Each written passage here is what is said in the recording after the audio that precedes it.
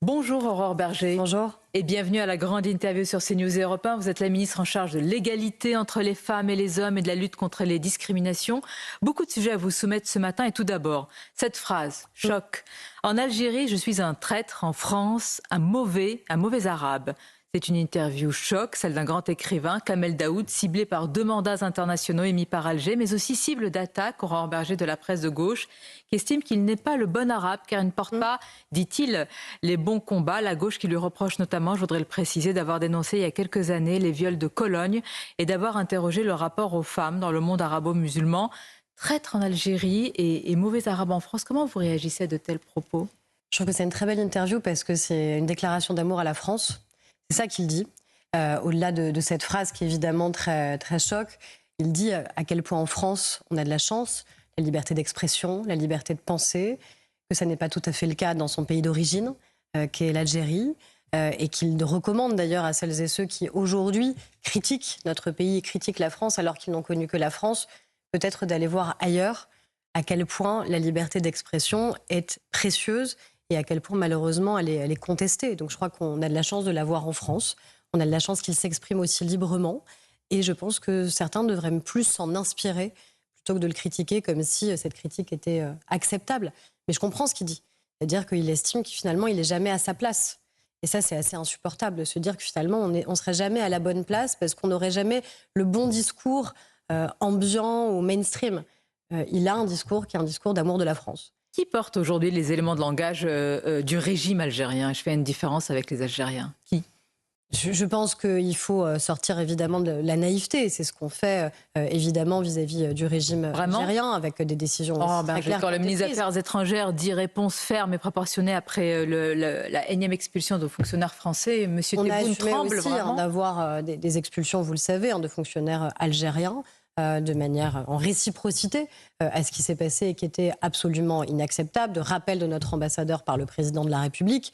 Donc il y a évidemment des mesures très claires qui ont été prises. Pour quel résultat ? C'est bien la difficulté qu'on a. C'est qu'encore une fois, on a assumé, le président de la République a assumé dès le début de son mandat d'essayer de restaurer des liens puissants avec l'Algérie, parce que je crois que c'était l'intérêt de notre pays d'assumer qu'on ait des liens qui puissent exister, parce qu'on a évidemment une histoire et parce qu'on a aussi des intérêts qui sont croisés, au-delà d'ailleurs des questions strictement migratoires, mais qu'on voit bien aujourd'hui que malheureusement, on a un régime qui fait de la défiance de la France une forme de politique. Et que cette politique, elle ne peut pas se faire contre nous et contre les intérêts de la France. J'entends que vous êtes davantage sur la ligne de M. Retailleau que la ligne du Quai d'Orsay.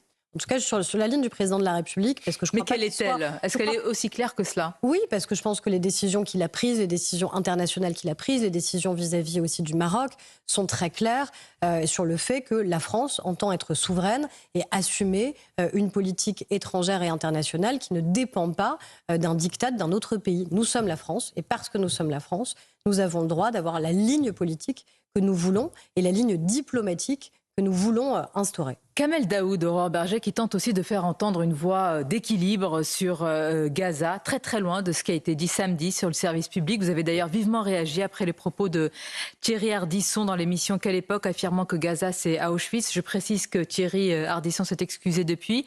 L'émission du service public était comme d'habitude enregistrée le vendredi et pourtant elle a été diffusée telle quelle le samedi. Comment vous l'expliquez ? Je ne l'explique pas. Et je pense que d'ailleurs le service public répondra sur ces questions, puisque je comprends qu'il y a eu beaucoup de signalements qui ont été faits auprès de l'ARCOM, qui est l'autorité de régulation. Il n'est pas encore répondu ? C'est à eux de le faire, aux producteurs de l'émission évidemment de le faire. Il y a une double responsabilité, la responsabilité d'une chaîne, il y a la responsabilité des journalistes, et il y a la responsabilité de la production de l'émission, comme ici sur votre plateau. Et donc à chaque fois, les chaînes peuvent être mises en cause et on a une autorité de régulation indépendante qui va devoir arbitrer et décider. Moi, il y a 2 choses qui m'ont choquée. Indépendante, vous parlez de l'ARCOM ? Alors, oui, l'ARCOM. Il y a deux choses qui m'ont choquée. Vaut mieux le préciser. Sur les déclarations. Il y a évidemment ce parallèle qui est fait entre Gaza et Auschwitz, parce que la banalisation de ce qu'a été la Shoah, la banalisation d'Auschwitz, c'est-à-dire cette volonté industrielle d'exterminer en masse un peuple, une identité, une culture, ne peut en aucun cas être banalisée. Et puis, il y a une autre partie de la phrase qui est parler des Juifs. les Juifs seraient responsables de la situation à Gaza. Après, il s'est repris, il a dit non, en fait, pas vraiment les Juifs, les Israéliens, comme si d'ailleurs c'était tous les Israéliens. Et cette essentialisation des Français juifs, comme s'ils étaient responsables depuis la France de la situation internationale, de la situation humanitaire, c'est vrai, dramatique à Gaza, est inacceptable. Et on sait que ça, et je pense que c'est sans doute pas ce qu'il a voulu dire, puisqu'il s'en est excusé, mais il l'a dit. Et le problème, c'est que ça nourrit l'antisémitisme. Et d'ailleurs, un certain nombre de lanceurs d'alerte sur la lutte contre l'antisémitisme disent que depuis, ils sont soumis à des centaines et des centaines et des centaines de messages, de menaces et de messages antisémites qu'ils n'arrivent même plus à réguler sur les réseaux sociaux. Donc c'est pour ça qu'il faut qu'on soit tous très vigilants dans le moment qui est le nôtre, où on voit qu'il y a un risque de réenracinement d'un certain nombre de haines, notamment de l'antisémitisme, sur les propos qui sont les nôtres. En aucun cas, les Français juifs ne peuvent être responsables et être tenus pour responsables de la politique israélienne. Bien entendu. Je suppose qu'il y a eu beaucoup de signalements suite à cette séquence, des centaines et des centaines. Il y a une autre comparaison quelques jours avant, je crois la veille, qui a fait polémique, Aurore Berger, lorsque l'avocat Maître Jakubowicz a comparé Jean-Luc Mélenchon à Goebbels. Est-ce que ça vous a choqué de la même manière ? Ça ne m'a pas choqué de la même manière, si je dois être honnête. Je pense qu'il y a un procédé de nazification. Il y a une forme d'excès évident, mais déjà, je connais M. Jakubowicz et je sais l'engagement déterminé qui est le sien dans la lutte contre l'antisémitisme, dans la lutte contre le racisme. Et je pense que, et vous voyez bien d'ailleurs, un certain nombre de vos confrères ont écrit un livre récent sur la question de la France insoumise, notamment la meute, la manière avec laquelle, depuis le 7 octobre 2023, la France insoumise participe à la montée de l'antisémitisme dans notre pays et donne une forme d'autorisation aux Français à pouvoir être antisémites, comme si l'antisémitisme était devenu acceptable d'une quelconque manière. C'est votre liberté de le dénoncer, mais là encore, nazifier, c'est un procédé de nazification. Moi, je pense qu'il ne faut jamais être excessif. Est-ce qu'il n'y a pas un deux poids, deux mesures ? Non, mais je pense qu'il ne faut pas être excessif. Par contre, il faut être lucide. Il faut être lucide sur d'où provient l'antisémitisme aujourd'hui. Il y a un antisémitisme historique d'extrême droite qui n'a pas disparu. Il faut être aussi très lucide et ça s'est vu de manière très claire au moment des élections législatives par les candidats qui avaient été investis là récemment en 2024. Et puis, il y a un nouvel antisémitisme qui est alimenté aujourd'hui par l'extrême gauche. Qui peut prendre aussi les habits de l'antisionisme ? Qui prend les habits de l'antisionisme. Parce qu'encore une fois, je pense que l'antisionisme, il faut se mettre d'accord sur les termes, se mettre d'accord sur ce que c'est. Chacun est libre de critiquer la politique du gouvernement de Netanyahou et elle est particulièrement critiquable en ce moment au regard de la situation humanitaire à Gaza.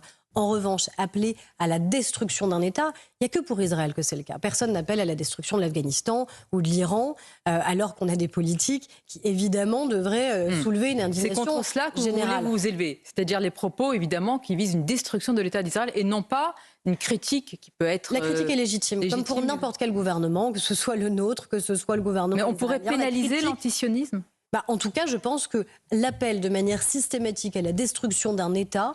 Quand ça n'existe que pour un seul État au monde, il y a une obsession quand même d'Israël, d'un certain nombre de responsables politiques aujourd'hui ou médiatiques. Et cette obsession, encore une fois, elle nourrit la haine, elle nourrit l'antisémitisme, elle arme en fait cet antisémitisme dont on voit bien la recrudescence très significative depuis le 7 octobre 2020. Autre sujet, Aurore Berger, est-ce que vous faites partie de ceux au gouvernement, comme Bruno Retailleau et d'autres, qui sont en attente de vraies garanties, de solides garde-fous par rapport au texte sur ce qui est appelé l'aide active à mourir ? Et est-ce que vous pensez qu'il y aura suffisamment justement de barrières pour éviter des dérives ?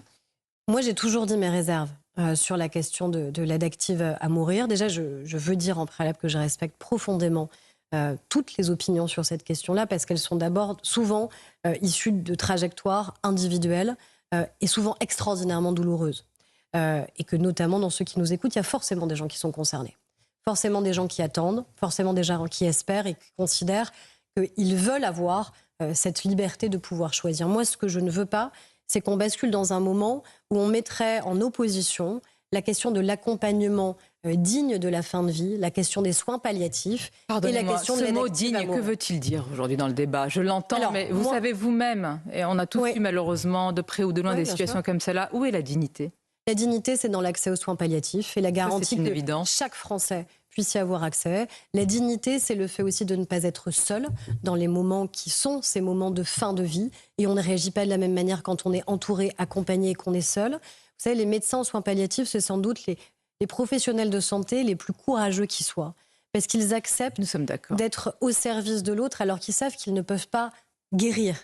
Ils ne peuvent pas guérir à partir du moment où vous entrez en soins palliatifs, mais ils peuvent soulager, ils peuvent redonner du temps, ils peuvent redonner de l'espoir sur la manière avec laquelle, encore une fois, la douleur peut être prise en charge. Donc la dignité, pour moi, c'est déjà garantir, et c'était dans le texte initial du gouvernement, c'était de dire bien changé depuis un passage par la commission. Je pense qu'il faut qu'on maintienne ça, c'est-à-dire que la question de l'aide active à mourir ne devrait pouvoir être qu'une décision par exception. Le principe doit être l'accès aux soins palliatifs pour tous les Français sur tous les territoires, l'accès aussi à leurs droits. Trop peu de Français aujourd'hui connaissent leurs droits, ont réalisé leurs directives anticipées. D'accord. Le texte sur les soins palliatifs est une évidence. D'ailleurs, c'est consensuel, transpartisan, mais vous ne craignez pas malgré tout une rupture anthropologique profonde, une transgression éthique, comme le dit par exemple le docteur Claire Fourcade. Est-ce que ça vous interroge beaucoup avec le docteur Claire Fourcade, et je salue son engagement, notamment parce qu'elle porte cette question des soins palliatifs, de l'accompagnement et de la manière avec laquelle on peut soulager la douleur, la souffrance. Oui, moi, c'est évidemment les réserves qui sont les miennes. Et mes réserves, elles sont accentuées par la manière avec laquelle le débat parlementaire s'est tenu. Pas tant sur la nature du débat, parce que c'est resté respectueux et j'espère que ça restera le cas, mais sur le fait qu'en commission, il y a un certain nombre de règles et de garde-fous qui ont sauté. Et c'est ça mon inquiétude principale. Et on l'entend. C'est de dire qu'à un moment, on basculerait parce que justement, dès le début de l'examen de la loi, eh bien, on ferait sauter un certain nombre de verrous qui sont des verrous éthiques qui doivent impérativement être maintenus. Autre sujet, Aurore Bergé, vous a été remis hier un rapport qui est porté par la députée Sandrine Josso sur la soumission chimique. C'est un sujet majeur, évidemment, à l'aune de l'énorme affaire Pellico. Puis il y a cette question, faut-il lever le secret médical en cas de soumission chimique? C'est l'une des propositions faites, je le précise très rapidement, parce qu'il s'agit de garantir en fait une immunité aux professionnels de santé qui préviendrait les autorités judiciaires. Dit ainsi, ça paraît du bon sens. Ça paraît pour moi du bon sens, en effet. La soumission chimique, il faut avoir en tête, je pense que ça a explosé au visage des Français, à notre visage au moment de l'affaire Pellico et des procès des viols de Mazan. C'est-à-dire, c'est le fait de droguer et donc d'annihiler la capacité de jugement et de réaction de quelqu'un. Ça peut être une personne âgée, une personne en situation de handicap, ça peut entraîner des séquestrations, du vol, mais ça peut entraîner des abus sexuel jusqu'au viol, parce que vous n'avez plus la capacité de dire non, vous n'avez plus la capacité de refuser, vous n'avez évidemment plus la capacité de consentir. Et donc ce qui se passe, c'est que votre jugement, malheureusement, il va être altéré, pas juste au moment de la prise de ces stupéfiants à votre insu, mais ensuite, pendant un certain nombre de temps, puisque parfois même les victimes ne sachent pas qu'elles ont été victimes. Donc on a un enjeu majeur de formation des professionnels de santé pour garantir qu'on puisse, de manière presque systématique, vérifier si les victimes qui se présentent ont été abusées en plus de manière chimique, ont été droguées. Et puis, oui, je crois que cette idée de lever la question du secret médical, comme aujourd'hui c'est possible dans le cas des violences intrafamiliales, serait majeure pour protéger évidemment les victimes et confondre les auteurs. De victimes, il en est question. Et c'est demain, mercredi, qu'aura lieu l'audition du Premier ministre François Bayrou. Là, je parle de la commission d'enquête sur les violences dans les établissements scolaires nés du scandale Betaram, du nom de cet établissement, Aurore Bergé, béarnais, où des élèves ont subi des sévices. La gauche accuse le Premier ministre d'avoir menti à l'Assemblée nationale, le pointe du doigt pour son silence présumé. Est-ce que vous venez en défense du Premier ministre? Je crois que le Premier ministre, il a plutôt hâte d'être devant cette commission d'enquête pour dire justement la vérité des faits. Et donc, c'est à lui, évidemment, de s'en expliquer. Je pense qu'il ne faut pas confondre aussi plusieurs rôles. Le Premier ministre est aussi un père et je ne vois pas comment on pourrait accepter de le mettre en accusation en tant que père. Dont une fille, dont propres enfants, sa fille a témoigné dans un livre. De manière à la fois très courageuse, très digne, mais aussi de manière très claire vis-à-vis de lui. Et puis, il y a la responsabilité politique qui est la sienne, parce que président du conseil départemental et aujourd'hui, évidemment, Premier ministre. Et puis, il y a l'engagement de la société sur la question de la lutte contre toutes les formes de violence, vous êtes, notamment sur la question des violences sexuelles. Ça, c'est mon combat. Ça devrait être le combat de toute la société. 160 000 enfants chaque année qui sont abusés sexuellement. C'est la question de l'inceste, c'est la question des violences dans la famille, c'est aussi la question de l'abus d'autorité. Et c'est bien de cela dont on parle à Betaram. C'est-à-dire qu'on confie nos enfants dans un environnement qui doit être le plus protecteur possible, l'école, et au sein d'établissements scolaires, ils ont été abusés sexuellement, abusés physiquement. C'est aussi pour ça que je me base sur l'imprescriptibilité, parce qu'on voit bien que ces enfants, ils mettent des décennies à révéler les faits et qu'on a besoin qu'ils aient toujours accès à la justice. Autre sujet, mais là on touche encore à au consentement et puis au comportement, puisque c'est aujourd'hui que le tribunal correctionnel de Paris doit rendre Aurore Berger sa décision, son jugement, en fin de matinée pour Gérard Depardieu, accusé d'agression sexuelle par 2 femmes. Il risque 18 mois de prison, une obligation de soins. De quoi ces auditions ont-elles été le révélateur pour vous par rapport à Gérard Depardieu? Je pense que c'est révélateur du fait qu'il y a une société qui ne tolère plus les violences, et tant mieux. Tant mieux de considérer qu'une agression sexuelle, que l'abus d'autorité qu'on peut avoir n'excuse en rien, que le talent, contrairement à ce que j'ai encore entendu dans une interview récente, n'excuse en rien et ne justifie en rien des comportements qui seraient des comportements abusifs. Il reste un immense acteur? Mais c'est 2 choses qui n'ont rien à voir. C'est une question. Mais oui. Qu'il reste vous poser la question. Bien sûr, mais qu'il reste un immense acteur. Ça ne va pas gommer sa filmographie non plus. Non, d'ailleurs, je ne suis pas pour qu'on gomme la filmographie. Par contre, c'est autre chose de le voir retourner. Je pense qu'il faut arriver à distinguer les choses. C'est-à-dire que moi, je n'ai jamais été pour qu'on efface.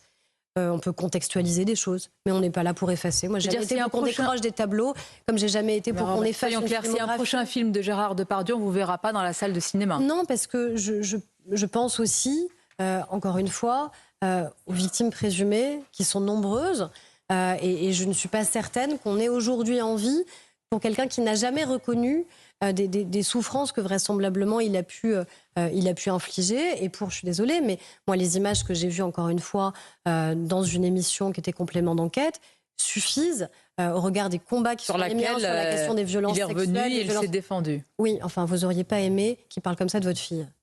Aucun parent n'aurait aimé qu'il parle comme ça de sa fille. Aucun parent. Et donc ça mérite, pardonnez-moi, je ne me fais pas l'avocat, mais ça mérite une double peine. La question c'est, donc Gérard Depardieu, plus de film, Nicolas Bedos ne peut plus être producteur, réalisateur, tourné. 2 sujets différents. Déjà parce que la grande différence pour Nicolas Bedos, contrairement à beaucoup d'autres, bon, déjà il y a eu une peine, il a été condamné, et il ne nie pas les souffrances qu'il a pu engendrer, il ne nie pas que des victimes ont existé, et en plus, il dit vouloir changer. Moi je ne suis pas là pour remettre en cause sa sincérité. Qui suis-je pour remettre en cause sa sincérité ? L'idée, c'est que la peine, elle serve dans notre pays. À quoi ça sert de juger?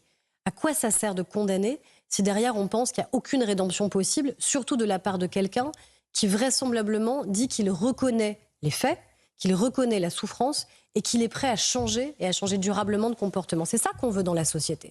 C'est que la peine, elle ait un effet pour qu'il y ait moins de victimes demain et qu'il y ait moins d'auteurs demain. On verra donc tout à l'heure, vers 10h, quel sera justement le verdict. Merci Aurore Berger, c'était votre grande interview. Bonne journée.